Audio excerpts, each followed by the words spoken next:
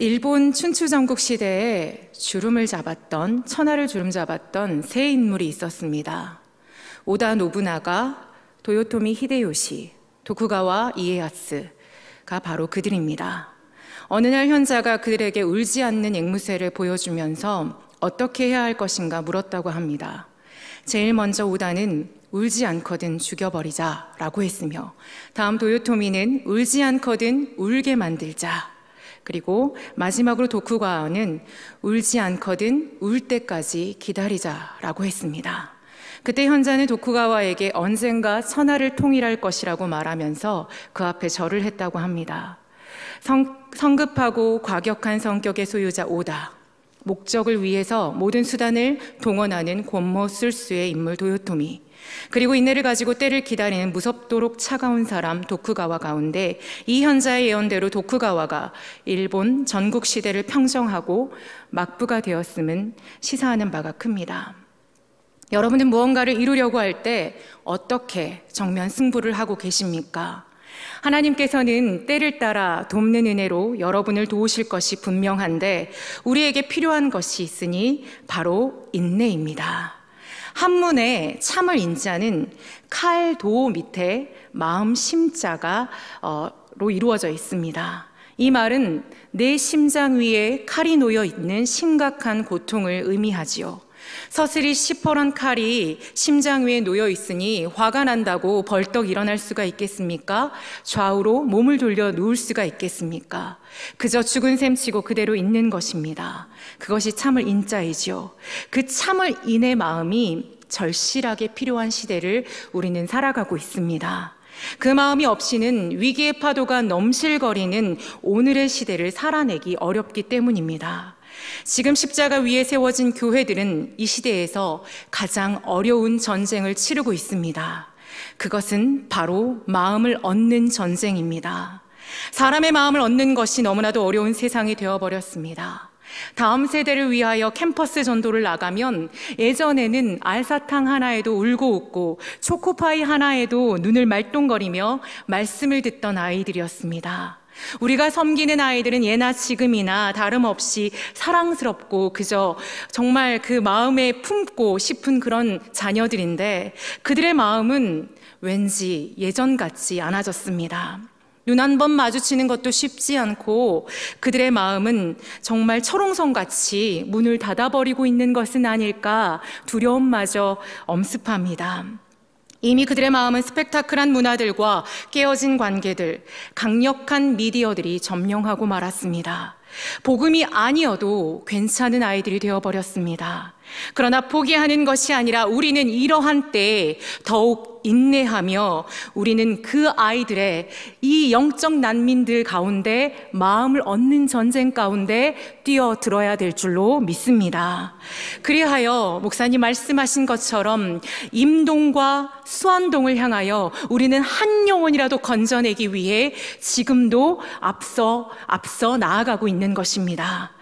우리 믿음의 뒤안길을 돌아보면 복음만큼 강력하게 우리의 삶을 송두리째 바꾸어 놓은 것이 없었는데, 그 놀라운 복음을 가지고 나가도 자꾸만 튕겨져 나가는 것 같습니다. 마음을 얻는 전쟁에서 승리할 수 있을까? 복음으로 저들을 변화시킬 수 있을까? 우리가 주는 사랑과 관심이 저들을 진정 위로할 수 있을까? 그런 의구심을 갖게 될 만큼 참으로 어려운 시절을 우리는 걷고 있지요. 그러나 분명한 사실은 우리의 두려움, 의구심, 공포가 우리를 삼키지 못하게 지금도 적진에서 예수 그리스도가 앞서 싸우고 있다는 사실을 기억해야 한다는 것입니다. 우리를 오래 참고 기다려주셨던 주님께서는 철옹성같이 마음을 닫고 동굴 속에 숨어버린 것 같은 이들의 마음을 열고 주님과 함께 갈 수 있게 일하고 계시기 때문입니다. 그렇다면 주님의 뒤를 따라 맡겨주신 이 땅의 영적 난민들과 교회의 희망인 다음 세대와 청년 세대들을 어떻게 기다리며 무부하며 나가야 할까요? 오늘의 본문에 등장하는 주인공들에게 그 해답을 찾고자 합니다. 우리 주님은 우리에게 명시하셨습니다. 너희는 세상에 속하여 있으나 세상의 소유는 아니다. 세상을 움직여 나가는 삶을 살기를 원하시고 있습니다. 그래서 마태복음 5장 14절에 함께 읽겠습니다. 너희는 세상의 빛이라. 동네가 숨겨지지 못할 것이요. 그렇습니다. 세상의 빛이라고 말씀하십니다. 롯은 죄악이 만연한 소돔과 고모라 가까이 살게 되었습니다. 가랑비에 옷이 젖는다고 그의 가치관도 그 땅 문화에 서서히 스며들기 시작하지요. 그렇게 세속화되어 버렸습니다. 동화되어 버렸습니다. 이 시대의 사람들이 사는 세상이 그와 같습니다.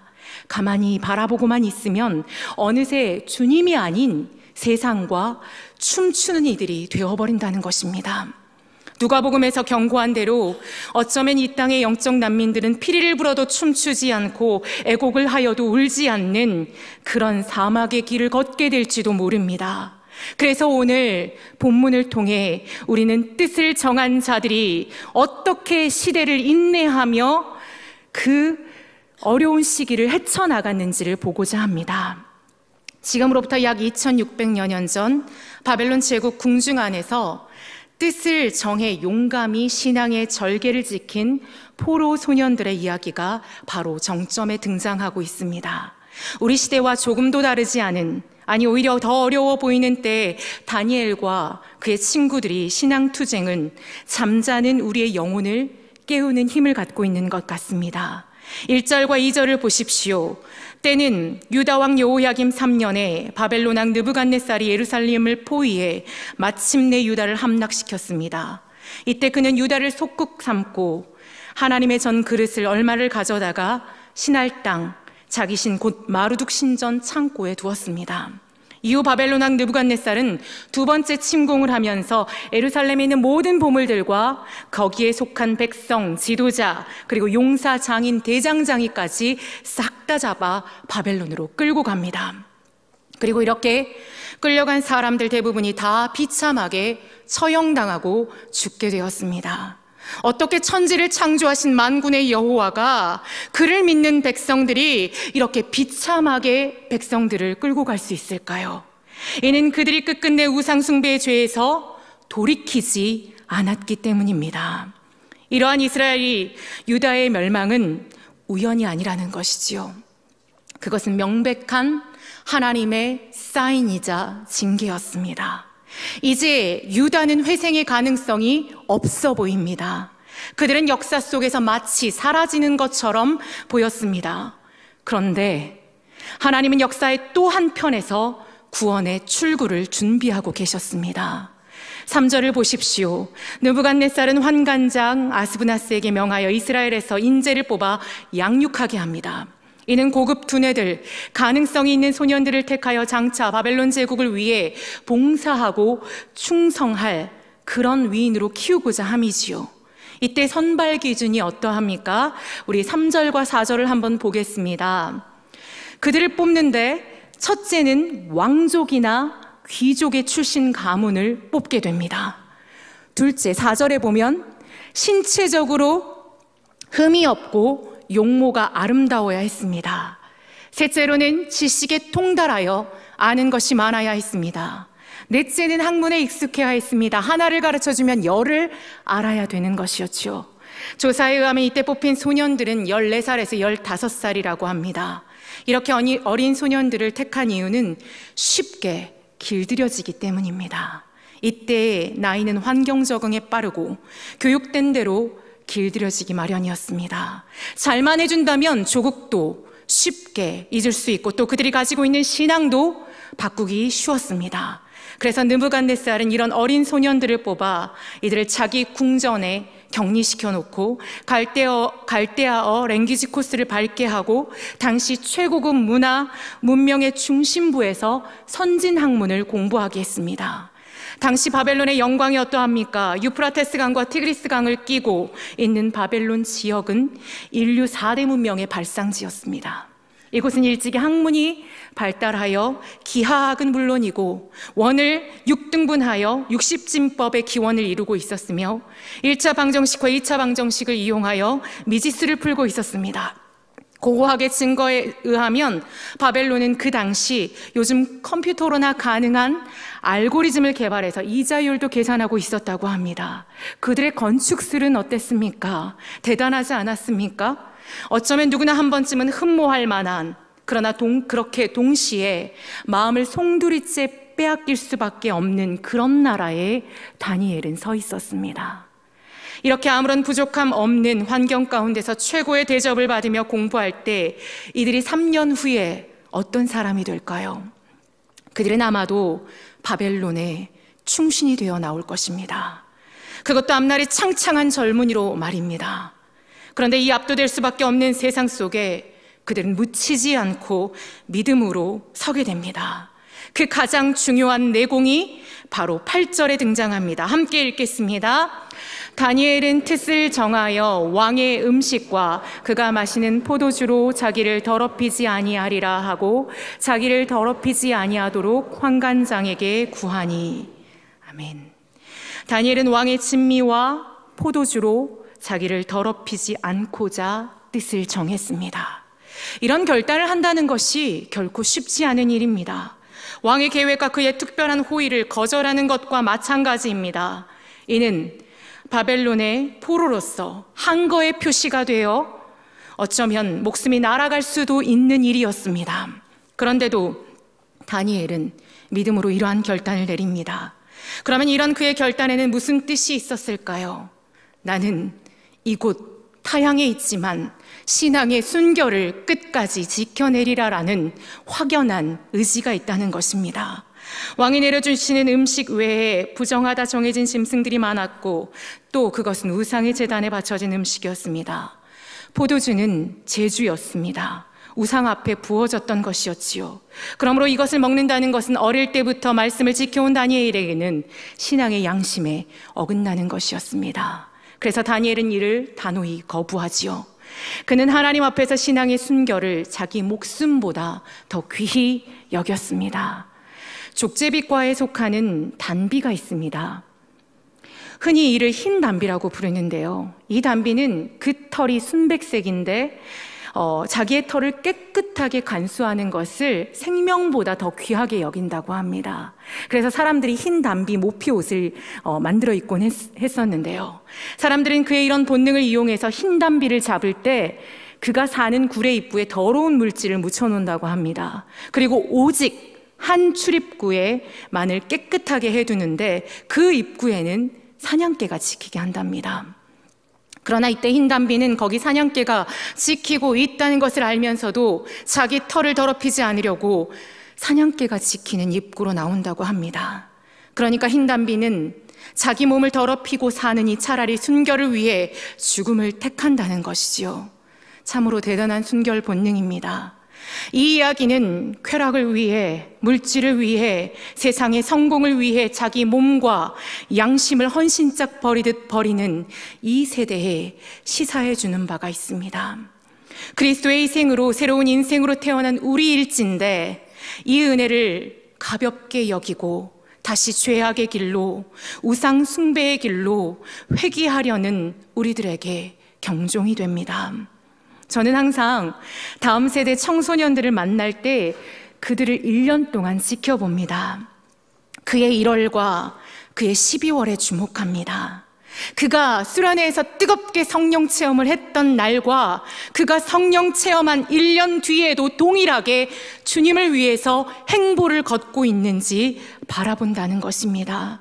그의 뜻과 생각이 여전히 주 여호와를 향하고 있는지를 알 수 있습니다. 저만 아는 것이 아니라 우리 모두도 스스로 알 수 있다는 것입니다.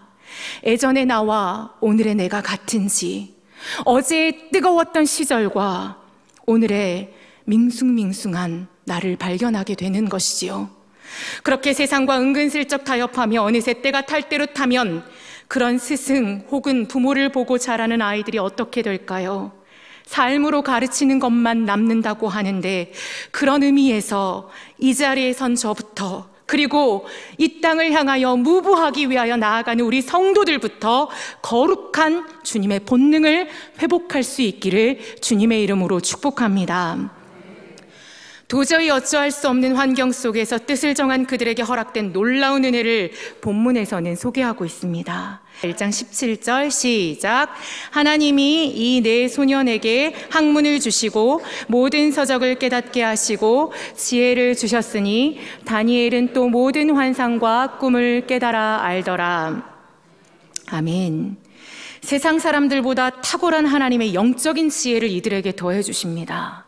개역 한글 성경에 보면 여기 스크린에 나와 있는데요, 어떻게 표현되어 있냐면 모든 학문과 재주에 명철하게 하신 외에라고 표현합니다. 다니엘에게는 그 외에 환상과 꿈을 깨닫는 능력을 주셨다는 것입니다. 다니엘에게 특별한 지혜를, 전문성을 발휘할 수 있는 능력을 허락해 주셨다는 것입니다.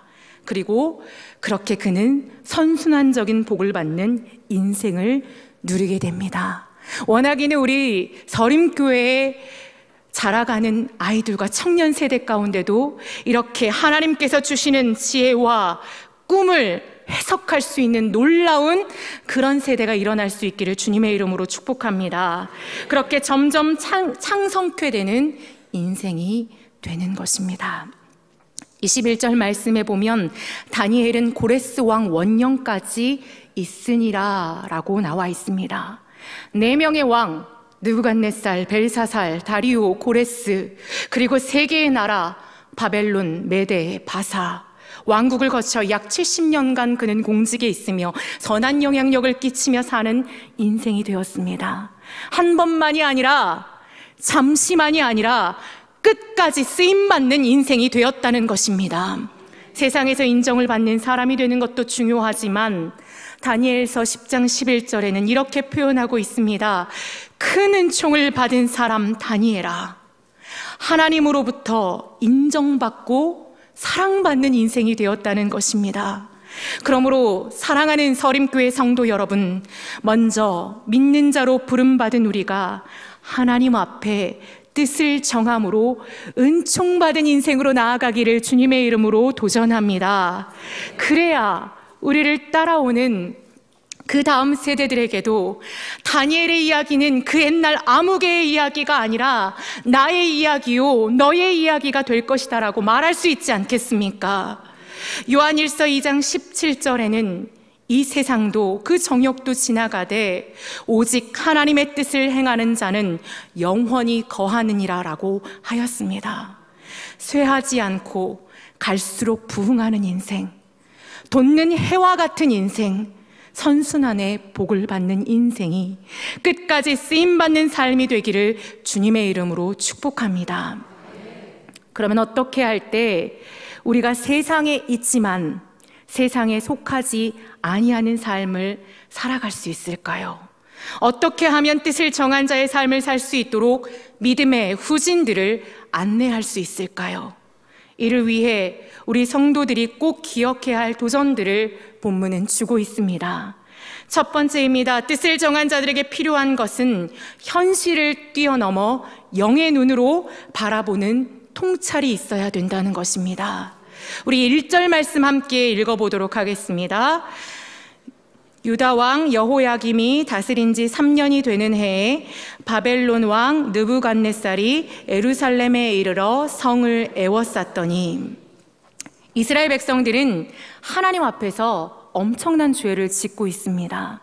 그들은 회개하고 하나님께 돌아오지 않았습니다. 결국 예레미야 선지자가 예언한 대로 바벨론 군대들이 쳐들어와서 성을 다 에워싸 버린 것입니다.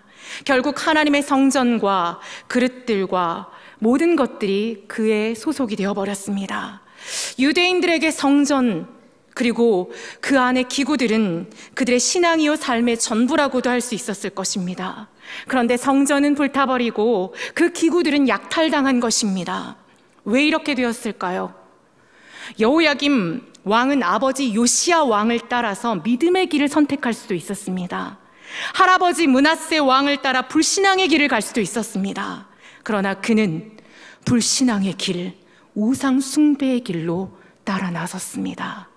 선지자 예레미야가 경고했지요. 여호야김에게 예굽을 의지하지 말라라는 경고를 들었습니다. 그럼에도 불구하고 하나님의 종의 말을 무시하고 국제적인 정세에 무지하여 친애국파의 간신들의 충고를 듣고 바벨론에 대한 배반을 기도하다가 나라가 망하게 되어버렸습니다. 영적인 분별력과 판단력이 중요함을 깨닫게 되는 부분입니다. 그런데 말입니다, 1절까지만 보면 마지막인 것 같고 절망인 것 같습니다. 그런데 2절의 초반부에 뭐라고 등장합니까? 같이 한번 읽겠습니다. 주께서 유다 왕 여호야김과 하나님의 전 그릇 얼마를 그의 손에 넘기심에 그가 그것을 가지고 신할 땅 자기 신들의 신전에 가져다가 그 신들의 보물 창고에 두었더라. 모든 것이 바벨론 왕에 의해서 역사가 움직여지는 것 같고 사람들이 움직여지는 것 같아 보입니다. 그렇게 1절은 역사적인 서술입니다. 그런데 2절의 초반부는 주께서라고 기록하고 있습니다. 이 사실에 대한 신학적인 해석인 것이지요. 2절의 주어가 주께서입니다. 이렇게 하는 것 뒤에는 하나님의 손이 움직이고 있었다는 것입니다. 하나님이 이들에게 붙이신 것이지요. 넘겨준 것이지요. 왜 그랬습니까? 당신의 백성들을 회복시키기 위해서, 다시 고쳐서 쓰시기 위해서 그리하신 것입니다. 이 모든 상황의 주인은 하나님임을 보여주고 있는 구절인 것입니다. 왕들은 하니 사람들은 자신들에 의해 모든 것이 움직여지고 있다고 생각할지 모르지만 다 하나님의 궁극적인 지휘권 아래서 움직이고 있다는 것을 보여주는 장면입니다. 유다는 하나님의 채찍에 맞아 바벨론 70년 포로 살이를 하는 동안 회개하며 순수한 신앙을 회복하게 되었습니다. 때가 되자 하나님은 페르시아를 세워서 바벨론을 무너뜨리고 고국으로 돌아와 예루살렘 성을 중건하게 하셨습니다. 하나님은 모든 것 위에, 역사 위에 개입하셔서 그 인생을 인도해 가고 계셨다는 것입니다. 지금 이 시대에 보여지는 사인들은 마지막 때가 멀지 않았음을 명시해 줍니다. 다원주의가 팽배해지면서 아이들과 청년들은 신실하신 하나님에 대한 불신의 골이 깊어지게 되었습니다. 이 산으로 올라가도 하나님을 만나고 저 산으로 올라가도 하나님을 만난다고 합니다. 단순한 신이 아니라 나 자신을 믿으라며 그렇게 너 자신만이 너를 구원해 줄 수 있다는 나르시즘의 늪에 빠져 있습니다. 인공지능의 출현으로 사람들은 자신이 정한 길을 잃을까 봐 두려움에 휩싸이고 연일 보도되는 뉴스들을 보십시오. 승칩이라고 불렸던 한 아이돌 그룹의 버닝썬 게이트, 그리고 얼마 전 무차별 총기 난사 사건 등을 바라보면 폐역하고 극악한 사태들을 접하며 사람이 괴물이 되어버린 세상을 만나게 됩니다. 세계 곳곳에서 일어나는 자연재해는 어떻습니까? 이 3주 전에는 LA에서 5분 동안 1,500회의 천둥이 쳤다고 합니다. 지난 1월에는 애리조나 사막에 유례없는 눈이 내렸다고 합니다. 오늘은 어디가 될까 두려움에 휩싸입니다. 눈에 불을 켜고 우리 아이들을 열심히 가리키면 좋은 인생이 펼쳐지겠지라고 기대했지만 아이들의 삶은 세상을 쫓아가더니 세상에 삼키우게 생겼습니다. 모든 것을 통치하시는 전능하신 하나님을 앞서거나 그분의 개입을 생각하지 않고 우리의 방법과 우리의 식과 법대로 나아갔더니 이런 결과를 눈앞에 두고 있습니다. 하나님의 관점에서 이 시대와 민족을 바라보고 미래를 준비하는 시야가 우리 서림의 성도들에게 있어야 될 줄로 믿습니다. 하나님의 관점에서 이 시대를 품고, 이 세상은 너무나 빠르게 움직이고 있지 않습니까? 얼마나 그 속도가 빠른지 도무지 잠깐만이라도 그 정신줄을 놓을 수가 없습니다. 그런 엄청난 다이나믹한 세상 가운데서 어떤 위험한 파도가 우리의 삶과 우리 자녀들의 삶을 덮어버릴지도 모르는 시간 속에서 우리는 마치 양무리를 이릴 때 소굴로 보내듯 그렇게 주님에게 보내심을 받은 자들입니다. 그리고 이 마지막 징조 속에서 주님은 그 살려냄의 비상구 그 안으로 우리 서림교회 성도들을 들어서 쓰고 계신 줄 믿습니다. 우리 서림교회는 외쳐야 될 것입니다. 세상이 우리를 집어삼키려 해도 하나님의 손길이 이 백성을 떠나지 않을 것이다 라고 외쳐야 합니다. 하나님은 합력하여 선을 이루실 분이라고 외쳐야 합니다. 세상은 변하지만 변하지 않을 것 같지만 변화하지 않는 세상을 회복시킬 자로 우리를 택하시고 보내심을 기억하며 다시 깨어나야 될 줄로 믿습니다. 하나님의 관점으로 모든 것을 바라볼 수 있기를 축복합니다. 시대를 뛰어넘는 모략과 통찰을 우리 하나님으로부터 받아 나갈 때에 이러한 역사를 우리는 써내려갈 줄 믿기 때문입니다. 이곳 임동과 수안동에서 이루어지는 주일의 1시간 예배, 다음 세대와 청년 세대를 가르치는 리더들과 교사들의 소그룹, 주어진 시간이라고는 30분과 20분도 안 될 때가 있습니다. 다윗과 골리앗의 싸움이라고 느껴질 때가 있습니다. 그러나 미리 단정짓지 말고 천년이 하루 같고 하루가 천년 같은 하나님이 이루실 역사의 기막힌 현장에서 우리는 영의 눈을 열어 목사님께서 늘 선포하시듯이 하늘의 문을 열어야 될 줄로 믿습니다. 두 번째, 뜻을 정한 자들은 또 누군가를 세워가기 위해서 신앙의 정체성을 가지고 신행일치의 삶을 살기 위하여 끊임없이 몸부림쳐야 한다는 것입니다. 다니엘과 그 친구들이 처한 역경이 무엇이었습니까? 주전 605년 바벨론 왕 느부갓네살은 왕과 왕족과 귀족들을 볼모로 잡아갔습니다. 훌륭한 바벨론 국민으로 살도록 요구하고 있습니다. 이름을 우상의 이름으로 바꾸라고 명합니다. 이들의 의식 속에 있는 하나님을 제거하고 이방 신을 집어넣기 위함입니다. 이름은 그 존재 자체입니다. 그런데 그 이름을 제거하고 다른 것으로 바꾸라는 것은 신앙의 정체성의 위기인 것이지요. 위기는 여기서 끝나지 않았습니다. 왕이 먹는 음식, 진미와 포도주를 먹게 합니다. 음식의 문제를 두고 8절에 자기를 더럽히지 아니하리라 라고 다니엘이 고백합니다. 우리가 보통 알고 있는 대표적인 해석법은 우상에게 바쳐졌던 음식을 거절하는 것입니다. 그런데 문제는 다니엘과 그 친구들이 채식을 요구했다는 것입니다.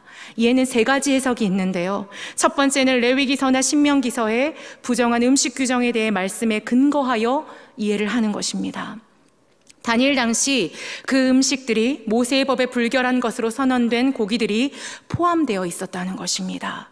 따라서 이 부정한 음식을 먹는다는 것은 곧 하나님과의 언약 관계를 지키느냐 깨뜨리느냐의 문제를 함의하고 있었다는 것입니다. 그래서 다니엘과 그 친구들은 부정한 음식에 대한 거부를 하는 것입니다. 따라서 이 음식을 거부하는 것은 행동으로 자신들의 신앙을 고백하는 것입니다. 액티드 크리드라는 단어가 있습니다. 이 단어는 신념을 갖고 행동하다, 나는 하나님의 백성입니다 라고 선언하는 것과 같습니다. 그렇게 다니엘은 자신의 신앙의 뿌리를 지켜내고자 애쓰고 몸부림쳤다는 것이지요. 두 번째, 음식을 거절하는 것은 당시 문화와 연결하여 해석을 하는 것입니다.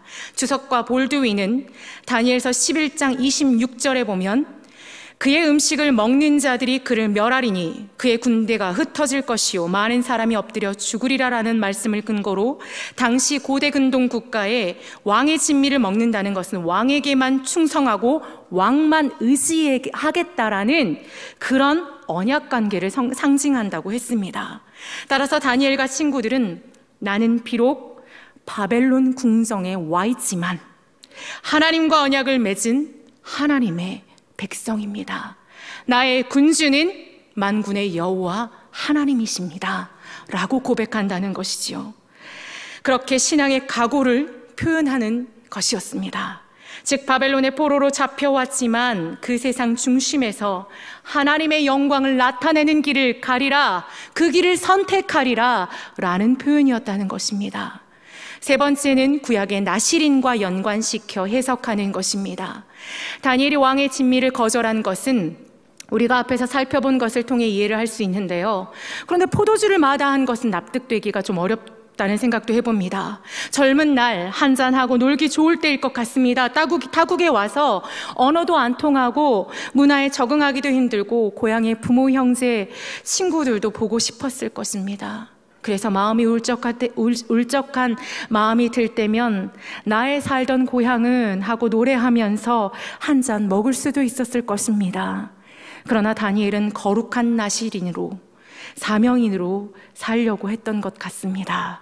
이런 모습은 히브리서 11장 24절 26절에서 발견할 수 있는데요. 같이 한번 읽겠습니다. 시작. 믿음으로 모세는 장성하여 바로의 공주의 아들이라 칭함받기를 거절하고 도리어 하나님의 백성과 함께 고난받기를 잠시 죄악의 낙을 누리는 것보다 더 좋아하고 그리스도를 위하여 받는 수모를 애굽의 모든 보화보다 더 큰 재물로 여겼으니 이는 상 주심을 바라봄이니라. 아멘. 다니엘은 바벨론 상류 사회에 들어간 뿌듯함이나 안정감에 자기를 묻어버리지 아니하고 거룩한 나실인으로 중심을 지키며 살기를 원했던 것입니다. 더 나아가 모세처럼 하나님의 백성의 고난에 자기도 동참하기를 원하는 마음으로 이런 행동을 취한 것이지요. 이런 결단은 결코 쉽지 않습니다. 왜냐하면 왕이 식단을 명령했기 때문입니다. 그 명령이 곧 법이었습니다. 이렇게 핑계를 댈 수 있지도 않았을까요? 모두들 그렇게 하고 있어. 어쩔 수 없는 상황이지 않는가? 왜? 나만, 다른 믿는 자들도 똑같이 세상과 같은 걸음을 걷고 있는데 왜 나만 구별되어야 하는가? 라고 말할 수도 있었을 것입니다. 그렇게 3년의 훈련이 다 마쳤을 때 이들 앞에는 훌륭한 정부의 직책과 진급의 기회가 기다리고 있었습니다. 특별히 식민지 시민으로 그런 자리에 오른다는 것은 일생일대에 한 번밖에 없는 출세의 기회입니다. 그러니 쉽지 않은 결정이었을 것이에요. 그러나 다니엘과 그 친구들은 그저 흘러 떠내려가는 자들이 아니었습니다. 살아있는 물고기는 물의 흐름을 역류해서 올라오지 않습니까? 그런데 죽은 물고기는 그냥 물의 흐름을 따라 흘러갑니다.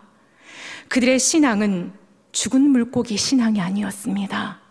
하나님의 영광을 위한 목적에 의해 삶을 정리하였습니다.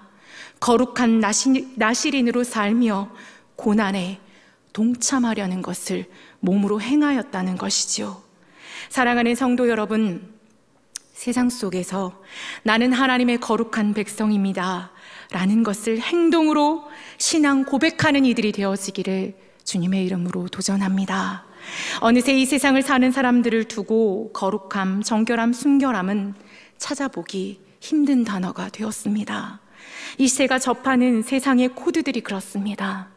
음란함과 선정성은 이미 도를 넘었고 우상과 신비한 문화들이 아이들의 마음을 점령하였습니다. 하나님의 영광을 위해 살겠다는 결단과 선택을 도전하기도 어렵습니다. 믿음을 지녔던 이들의 눈빛이 흔들리기 전에 우리는 그들의 눈빛을 하나님을 향해 고정하도록 안내해야 될 줄로 믿습니다. 구별되어야 함을, 믿음의 응전으로 살아가야 함을 거룩한 그루터기로 남겨진 이들이 바로 우리임을 기억하면서 나아가게 해야 될 줄로 믿습니다.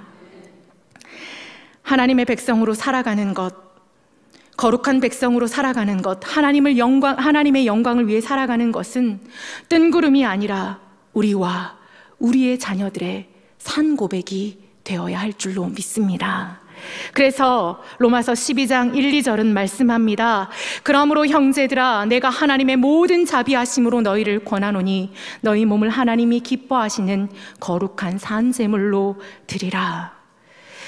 마지막으로 우리 믿음의 성도들이 뜻을 정한 인생을 살아가기 위해서는 매일의 삶 속에 유비무한의 성도로 서야 된다라는 것입니다. 성도로 세우심을 받았지만 우리는 맡기신 생명에 호흡을 불어넣기 위해서 우리가 매 순간 만나게 되는 영적 난민에게 영적인 호흡을 불어넣기 위해서 어떤 노력을 기울이고 계시는지요? 매일매일 뜨끈한 영적인 밥을 먹어도 세상에 취해 있는 영혼들을 건져내기가 쉽지 않을 터인데 혹시 이미 구멍난 부대를 사용하고 있음을 알지 못하고 있는 것은 아닐까요? 우리가 꼭 가르쳐야 할 영적인 무기들이 낡아 있는데 그것을 감지하지 못하고 있는 것은 아닐까요? 여러분의 누수 현상이 일어나는 지점은 어디입니까? 깨어진 독에 물붓는 삶으로 인해 지쳐 계시지는 않는지요? 에레미야 선지자는 그런 우리를 향하여 다시 한번 도전합니다. 내 백성이 두 가지 악을 행하였나니 곧 생수의 근원되는 나를 버린 것과 스스로 웅덩이를 판 것인데 그것은 물을 가두지 못할 터진 웅덩이니라. 어쩌면 주님이 우리를 바라보시며 이렇게 탄식하고 계실지도 모릅니다. 하나님의 복음을 들고 서야 할 우리가 헛된 웅덩이를 파고 해묵은 것들을 가리키며 진정한 그 주님의 복음이 빠진 삶을 살고 있지는 않는가 돌아봐야 합니다. 우리가 유비무환으로 준비되지 아니하면 결정적인 순간에 결정적인 힘을 발휘할 수 없기 때문입니다. 그래서 다니엘은 뜻을 정하여 환관장을 찾아갔습니다. 그에게 최고의 존경의 단어를 통하여 겸손한 마음으로 다가갑니다. 신앙의 순결을 지켜야 한다라고도 말하지 않습니다. 10일간의 시험 기간을 허락해 주십시오라고 이야기합니다. 감독관이 열흘만 시험하자라는 청을 거절하지 못하는 것을 보면 이미 다니엘이 이 사람에게 신임을 얻었다는 것을 알 수 있습니다. 이 극적인 순간에 이와 같은 청이 수록되었다는 것에 우리는 주목해야 합니다. 결정적인 순간에 결정적인 역사의 날에 우리 서림의 성도들과 서림의 자녀들이 사용될 것이기 때문입니다. 다니엘서 6장에 보면 하루에 3번씩 그가 기도 생활을 해왔던 것을 볼 수 있지요. 4명의 왕을 섬겼다는 기록으로 봐서 그는 해가 바뀌고 역사의 주인이 바뀌어도 그것에 대처할 수 있는 지혜를 갖추었음을 알 수 있습니다. 이러한 것들을 보면서 평소 자기 스스로 지속적으로 자기 자신을 반성하고 관리했다는 것을 확인할 수 있습니다. 아무리 초반에 뜨겁게 하나님을 만났다 할지라도 평상시에 준비되지 않으면 균열이 생기는 것은 시간 문제입니다. 그런즉 선줄로 아는 자 넘어질까 주의하라. 자칫하면 무장되지 않고 있다가 위기를 만나 고꾸라질 수 있기 때문입니다. 그런 점에서 우리는 순간순간 우리 스스로를 훈련하며 우리 교회에서 무보하고자 열어둔 많은 사역들이 있습니다. 그곳에 우리가 나아가서 우리 안에 다시 한번 뜨겁게 성령의 은혜를 구하면서 우리 자신을 유비무환하여 이 땅 가운데로 흩어지는 디아스포라가 되어야 할 것입니다. 어느 한순간에 구별된 삶을 살 수는 없습니다. 사랑하는 서림의 성도 여러분, 우리가 평소에 준비된 영적인 실력을 갈고 기도의 톱날을 갈아둡시다. 이런 훈련이 지속되기를 바랍니다. 이런 모든 능력의 중심에는 우리를 통해 일하고 계신다 하나님께서 그 전제가 있음을 잊지 말고 말입니다. 마지막으로 독일 르벡 교회의 낡은 벽에 붙어있는 돌판에 써있는 글을 소개해드리고 마치려 합니다. 주는 우리에게 말씀하신다라는 시인데요. 너희는 나를 주라 부르면서 따르지 않고, 너희는 나를 빛이라 부르면서 우러러보지 않고, 너희는 나를 길이라 부르면서 따라 걷지 않고, 너희는 나를 삶이라 부르면서 의지하지 않고, 너희는 나를 존귀하다 하면서 섬기지 않고, 너희는 나를 강하다 하면서 존경하지 않고, 너희는 나를 의롭다 하면서 두려워하지 않으니 그런즉 너희를 꾸짖을 때 나를 탓하지 말라. 주님의 탄식이 더욱더 깊어지는 이때 이제 우리 서림교회는 다시금 영적인 고삐를 다잡고 마음의 정권 교체를 통하여 주님이 원하시는 믿음의 행보를 걸어가기를 주님의 이름으로 축복합니다.